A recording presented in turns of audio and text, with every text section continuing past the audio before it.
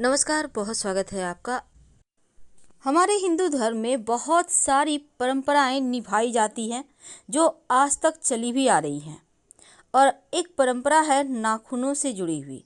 आपने अक्सर अपने बड़े बुजुर्गों से सुना होगा कि हफ्ते के किस दिन नाखून काटना चाहिए और किस दिन नहीं काटना चाहिए। लेकिन क्या आपको पता है कि नाखून से जुड़े हुए कुछ विशेष टोटके भी होते हैं? तो आज हम तमाम बातों को विस्तार से बताएंगे।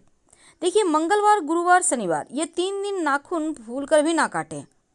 धार्मिक कारण तो है ही, वैज्ञानिक कारण भी है, क्योंकि इंसान के शरीर में उंगलियों के जो आगे का पोर होता है, भाग होता है, बहुत संवेदनशील होता है और जिसकी सुरक्षा नाखूनों से ही होती है। अब मंगलवार, शनिवार, गुरुवार के दिन ब्रह्मांड से आने वाली अनेक तरह की ऊर्जा का मानव शरीर के सेंसिटिव हिस्सों पर खास प्रभाव पड़ता है। इसीलिए इन दिनों में नाखून नहीं काटे जाते।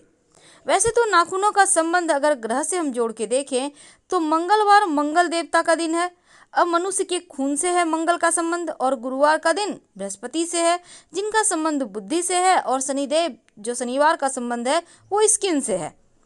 तो नाखूनों को काटने से हमारे ऊपर ग्रहों का बुरा प्रभाव भी पड़ता है, तकलीफें आती हैं। और मान्यताओं के अनुसार शनिवार को नाखून काटने से आयु कम होती है, परिवार की आर्थिक स्थिति कमजोर होती है, और गुरुवार को नाखून काटने से शिक्षा से जुड़ी परेशानी आती है, संतान से जुड़ी रिस्क आते हैं, कई तरह की बीमारियां होती हैं। और अगर मंगलवार के दिन आप नाखून काटते हैं तो आपको रक्त से संबंधित परेशानी हो सकती है, भाइयों से रिश्ते खराब हो सकते हैं, प्रॉपर्टी, जमीन जगह के मामलों में परेशानी आ सकती है। तो आप समझ चुके होंगे कि नाखून नहीं काटने के पीछे आखिर क्या कारण है। लेकिन कई बार आप नाखून काट कर यहाँ वहाँ फेंक देते हैं। क्या आपको पता है ये आदत आपको बड़ी मुसीबत में भी डाल सकता है, क्योंकि जिंदगी को किसी भी बड़े खतरे में डालने के लिए ये काफ़ी है कि अपने आप नाखून काट कर कहीं फेंक दें।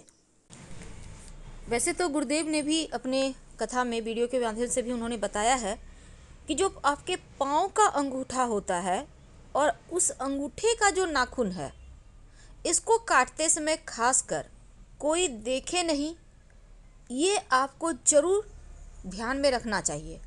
और आपके घर का कोई व्यक्ति ये ना देख पाए कि आपने नाखून कहाँ फेंका है, यानी घर के लोगों का उसका भान नहीं होना चाहिए, स्मरण नहीं होना चाहिए। यानी आपका जो पाँव का अंगूठा है, अगर हम भविष्य पुराण की माने तो हमारे पैर का अंगूठा का नख जब हम काटते हैं, जब काट कर फेंकते हैं, तो उस पर से जितने भी व्यक्ति, जीव जंतु निकल कर जाएंगे, शरीर में उतने बीमारियां होंगी मृत्यु के पहले तक। यानी बिना बीमारी का ये शरीर छूटेगा नहीं, पहले बीमारी होगा, आप भोगेंगे और फिर आपका प्राण छूटेगा।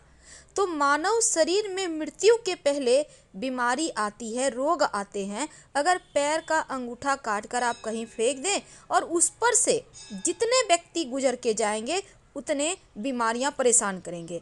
और ये भविष्य पुराण के अंतर्गत लिखा है कि पाँव के नख को काटो, अंगूठे का नख कटा हुआ है तो उस अंगूठे के जो कटे हुए नख हैं कहाँ फेंकेंगे, ये भी बड़ी बात है।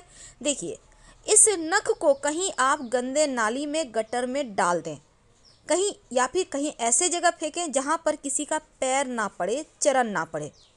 अगर कोई भी बड़ा बुजुर्ग, बूढ़ा, बच्चा उस नख पर से निकल कर जाएगा तो शरीर में उतने ही बीमारी होंगे। इस बात को हमेशा याद रखिएगा, रोग आएगा ही आएगा, ये निश्चित है। तो कम से कम पैर का अंगूठा का नाखून ऐसे समय काटें कोई आपको देखे नहीं, और ऐसे जगह फेंकें जहां उल्लंघन ना हो। अक्सर देखा होगा लोग नेल कटर से नाखून काटते हैं, कैंची से काट लिया और उठाकर साइड झाड़ के हटा के हट गया वहां से।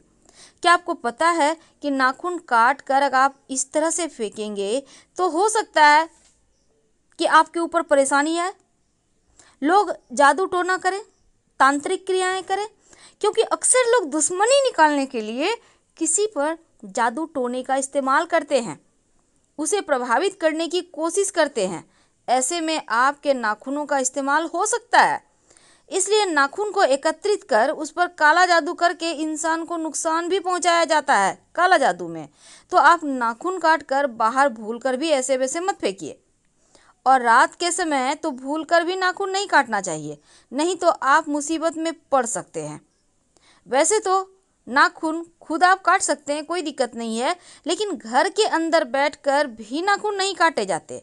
इससे लक्ष्मी आपसे दूर जा सकती है। खासकर अगर आप बेडरूम में बैठकर नाखून काटते हैं तो धन की मुश्किलें आएंगी, रिश्तों की समस्या होगी। नाखून काटते समय इस बात का ध्यान रखें कि कभी भी बाथरूम में भी ना काटें, ये भी सही नहीं होता। अब नाखून काटना सेहत के लिए बहुत आवश्यक है, नहीं तो इसमें मौजूद जो बैक्टीरिया है आपकी स्वास्थ्य के लिए हानिकारक होगा, और संक्रमण से बचने के लिए नाखून काटना बहुत महत्वपूर्ण है। तो ये तो थी नाखून के बारे में कुछ विशेष बातें, लेकिन सवाल है कि नाखून जैसे हमने कहा 3 दिन नहीं काटने, बाकी 4 दिन तो काटने हैं, पर काट के फेंके कहाँ? देखिए, दुर्वा घास होता है। दुर्वा घास तो आपको पता होगा, जो गणेश जी को अर्पित किए जाते हैं।